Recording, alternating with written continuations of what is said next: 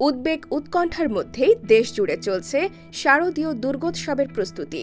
গত ৫ আগস্ট আওয়ামী লীগ সরকার পতনের পর ধর্মীয় সংখ্যালঘুদের ওপর নির্যাতন নিপীড়ন বাড়ার প্রেক্ষাপটে বাঙালি হিন্দুদের সবচেয়ে বড় এই ধর্মীয় উৎসব নির্বিঘ্নে উদযাপন নিয়ে দেখা দিয়েছে শঙ্কা।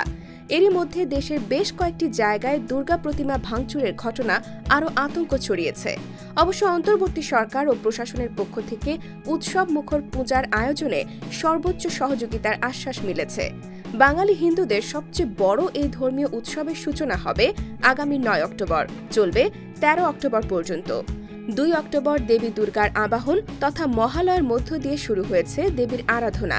এর এক সপ্তাহ পর ৯ অক্টোবর মহাষষ্ঠীতে দশভুজা দেবী দুর্গার আগমন ও অধিবাসের মধ্য দিয়ে শুরু হবে পূজার আনুষ্ঠানিকতা।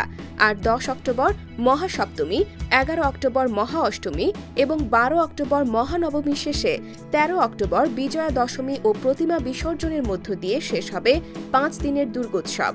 এবার সারা দেশে পূজা মণ্ডপের সংখ্যা কিছুটা কমেছে। বাংলাদেশ পূজা উদযাপন পরিষদ সূত্র বলছে, ৫ আগস্টের পর উদ্ভূত পরিস্থিতির পাশাপাশি ফেনী, নোয়াখালী সহ কয়েকটি জেলায় আকস্মিক বন্যার কারণে ওই অঞ্চলের বেশ কিছু মন্দির মণ্ডপ সহ দেশের অনেকগুলো মণ্ডপে এবার পূজা হচ্ছে না। তবে ঢাকা মহানগরীতে পূজা মণ্ডপের সংখ্যা বেড়েছে। এদিকে বাঙালি শারদীয় উৎসবের নির্বিঘ্ন আয়োজন সারতে আইনশৃঙ্খলা রক্ষায় ব্যাপক প্রস্তুতি নেওয়া হচ্ছে।